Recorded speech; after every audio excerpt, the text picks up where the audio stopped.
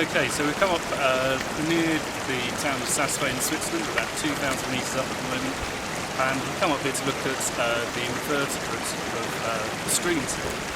And Lucia's going to be sort of talking us through some of the techniques and equipment we use to do that. But first of all, why are we interested in invertebrates, especially these benthic invertebrates?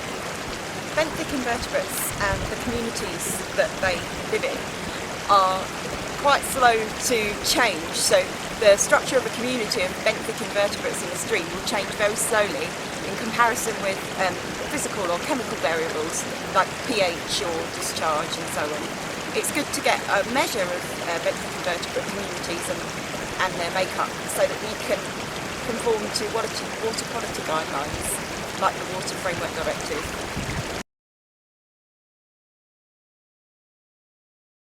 The first thing that you need is a pair of waders so you can get jumping in the river. And the way that we gather benthic invertebrates is by kick sampling. So we need a net, which is 250 microns mesh, and we'll put this net on the bottom of the stream bed so that this is flat. Get our waders on and kick in an area of about 30 centimetres square in front of the net in direction of the stream so that the water's flowing into the net.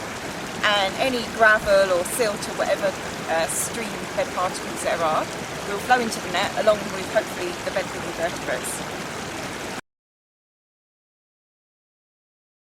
Kick sampling is a standardised method that's used in many different countries. So the original kick sampling measure was devised by the Centre for Ecology and Hydrology in the UK, but it's now been adopted for the EU Water Framework Directive, so it's a really good standardised way of doing it.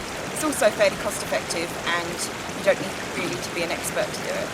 Okay, I guess we have to make sure we kick at the same time to get comparable studies as well? Yeah, you need to, if you want to take a sample, you're going to need to take, in any stream reach, 3 30-second kick samples.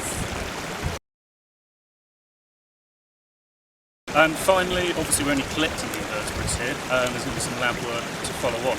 What are you going to be doing when we get back to the lab?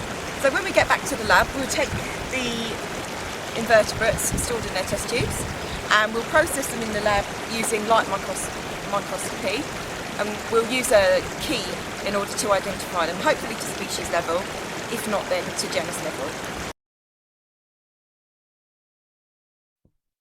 The following clip shows Lucia carrying out one of 3 30-second kick samples. When kick sampling, it is important to sample at different places to get an accurate and more varied data set. The first step is to find a safe place to sample. You then place the mesh net on the riverbed, hold it in place, and begin to kick the riverbed in front of the mesh net in the direction of flow. This kicking will disturb the riverbed and allow invertebrates to be collected in the net.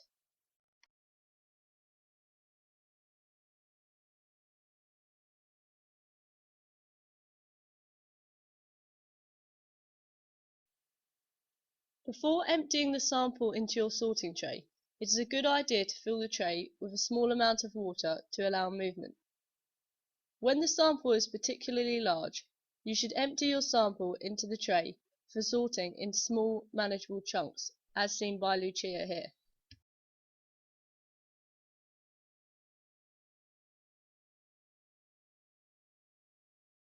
The next step is to sort through your sample carefully using a pair of tweezers, and to place any invertebrates found into the test tube. Finally, when you have selected all invertebrates, empty the organic matter back into the river and repeat the process until you have sorted through everything in your mesh net.